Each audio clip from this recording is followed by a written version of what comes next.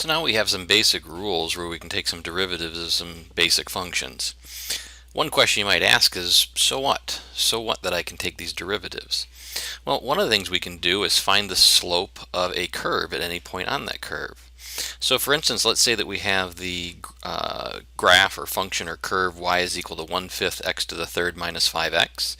If we apply our derivative rules, we'll find that the derivative y prime is 3/5 x squared minus 5. Now let's pick a point. Let's say that we have a point where the x value is -5. If we plug -5 into this function up here, we're going to get -5 to the third power. That's a -125. Divided by 5 is -25. Then we're going to have -5 times -5, that's plus 25. We end up with 0. So there's a point. No calculus going on here, just taking a function, plugging in an x value and getting a y value. Now if we take that same x value and plug it into the derivative, that will give us the slope of the function at that point. So the slope in this case, we're going to have -5 squared, that's -25, times 3 is -75, divided by 5 is -15. We're going to subtract 5.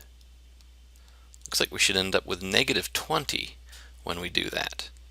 So there we have the slope of the function at a specific point. We could pick other points, and we'll pick some easy points here. What if we pick the point 0? If we plug 0 for x into the original function y, we'll get 0 over 0. If we plug the 0 for the x coordinate into the derivative function, we'll find out that the slope is -5 at that point. And again, picking another simple point, if we pick 5, plugging 5 into the original equation for y will end up leading us to 0 again. And if we plug into the slope formula, the derivative formula, this gives us the slope of the function at a point, the instantaneous rate of change at that point, the slope of the tangent line at that point. These are all names for the same number, although sometimes we use those words in different contexts. In that case, we'll find out that the slope is a positive 10. Now you can check yourself on problems like these by using your calculator. So here I've graphed that function, 1/5 x to the third minus 5x. And if I press the second key on my calculator and the trace key, it takes me into what's called the calculate menu. And if we choose option 6, it will ask me essentially for an x-coordinate here. So the first x-coordinate we looked at was -5. I'm going to type that in and press enter. And it tells me that my slope is 10 there. So that says something went wrong with my calculation. Let's go back for a minute and see if we can see what happened here. I got -20. So we take -25 and square it, or excuse me, -5, plug that in and square it. We should get +25. I think I might have said -5 when we did this.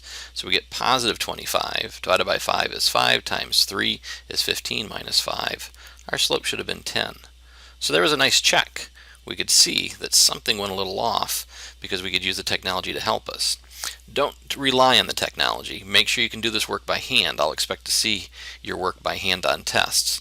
But do be aware that we can use the technology to help check ourselves. If we repeat this process at the other 2 points, we will see that we choose option 6 here and take a look at what happens when things are 0. We'll get a slope of -5. That's exactly what we expected to see.